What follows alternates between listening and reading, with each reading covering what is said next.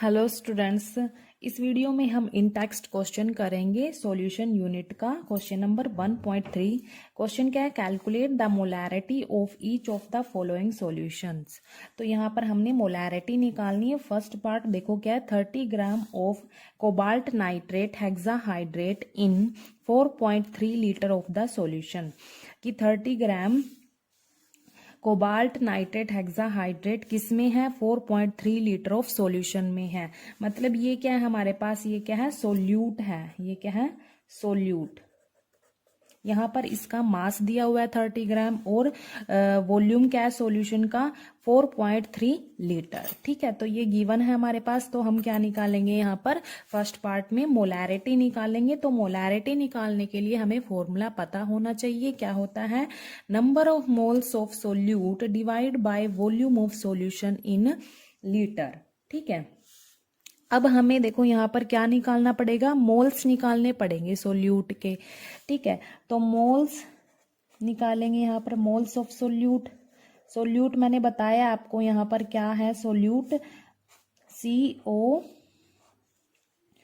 NO, यहाँ पर 326H2O, cobalt nitrate hexahydrate. ठीक है, तो ये हमारे पास सोल्यूट है। अब इसके मोल्स कैसे निकालेंगे हम? यहाँ पर कैसे निकालते हैं? गिवन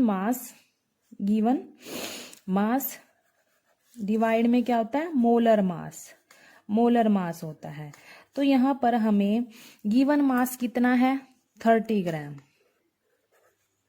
अब मोलर मास निकालना पड़ेगा इसका। ठीक है, तो यहाँ पर हम पहले मोलर मास निकाल लेते हैं। Molar mass of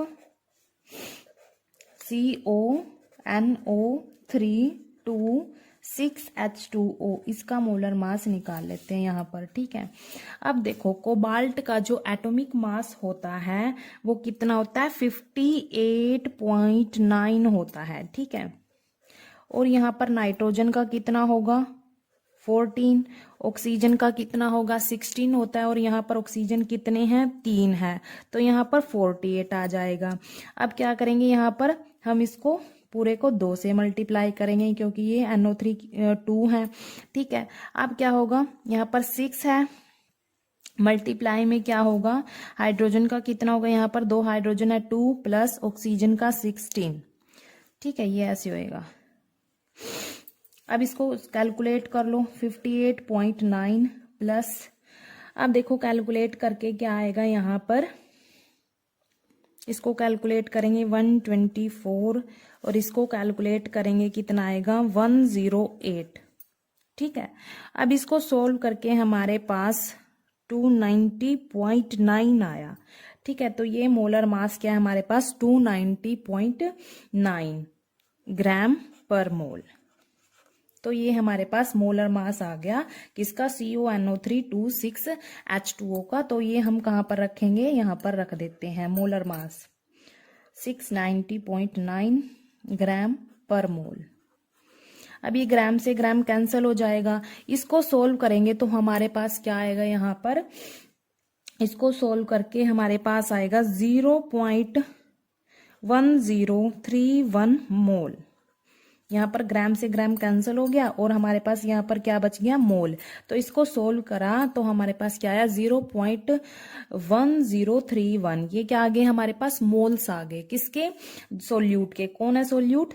CONO326H2O। ठीक है, तो ये इसके मोल्स आ गए। अब हम क्या करेंगे? इस मोल्स को, जो ये हमारे पास सोल्यूट के मोल्स आए हैं, इनको हम फॉर्मूले में पुट कर देंगे, मोलैरिटी वाले फॉर्मूले में। मोलैरिटी का जो हमने ऊपर लिखा हुआ है फॉर्मूला, वो क्या है? Number of moles of solute divide by volume of solution in litre. तो मोल्स तो हमने निकाल लिए, यहाँ पर रख देते हैं इसको 0.1031 मोल। ठीक है, और डिवाइड में क्या आएगा? Volume of solution in litre. देखो यहाँ पर फर्स्ट पार्ट हम मोलैरिटी निकाल रहे हैं, इसमें हमें गिवन है 4.3 लीटर सॉल्यूशन का वॉल्यूम है। कितना है? 4.3 लीटर। तो इसको एज इट इज रख देते हैं यहाँ पर। इसको कैलकुलेट करेंगे, हमारे पास क्या आएगा? कैलकुलेट करके 0.02397 मोल पर लीटर। ये लीटर नीचे है ना, डिवाइड से नीचे है तो ऊपर जाएगा तो इनवर्स में आ जाएगा यहाँ पर।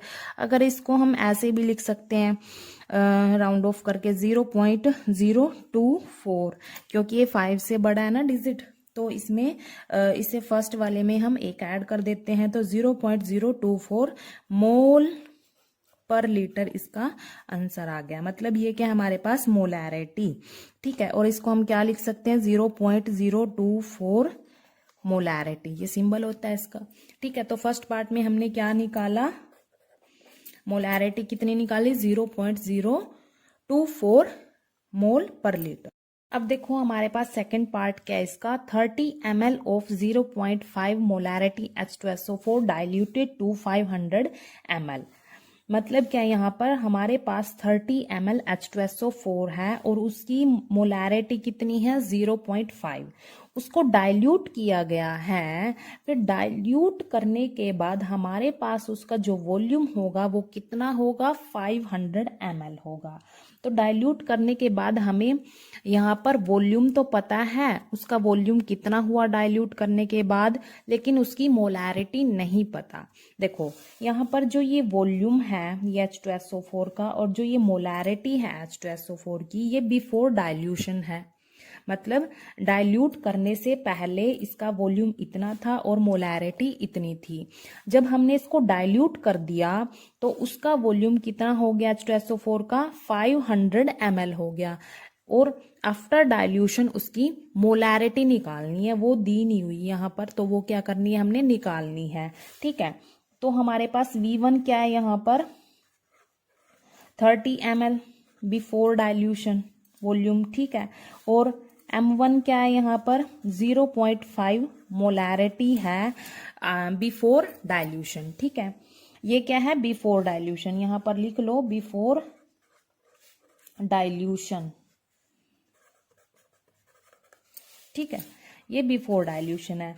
आफ्टर डाइल्यूशन V2 वॉल्यूम कितना हो गया उसका 500 ml हो गया। और M2 मतलब जो मोलैरिटी है वो हमने फाइंड आउट करनी है, ठीक। तो इसको सॉल्व करने के लिए हमारे पास एक फॉर्मूला होता है। देखो क्या है फॉर्मूला यूजिंग, कौन सा फॉर्मूला यूज करेंगे हम, M1V1 इक्वल्स टू M2V2।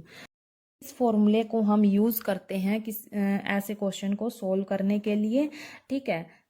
जैसे यहाँ पर हमें बिफोर डाइल्यूशन वॉल्यूम दिया हुआ है और मोलैरिटी दी हुई है, और आफ्टर डाइल्यूशन वॉल्यूम तो दिया है लेकिन मोलैरिटी हमने निकालनी है, तो हम इस फॉर्मूले को हम यूज करेंगे। यहाँ पर इन वैल्यूज को हम पुट कर देंगे। यहाँ पर M1 कितना है हमारे पास 0.5 m मल्टीप्लाई V1 कितना है 30 ml है, ठीक है। और M2 निकालना है, हम एज इट इज लिख देंगे इसको।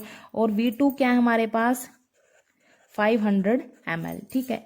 इसको हम इधर ले आते हैं 0.5 m मल्टीप्लाई 30 ml डिवाइड में क्या आएगा 500 ml आ जाएगा। और यहाँ पर क्या है M2, ये ml से ml कैंसल होगा। इसको हम सोल्व करेंगे तो हमारे पास मोलैरिटी कितनी आएगी आफ्टर डाइल्यूशन की 0.03, ये हमारे पास मोलैरिटी है, ठीक है।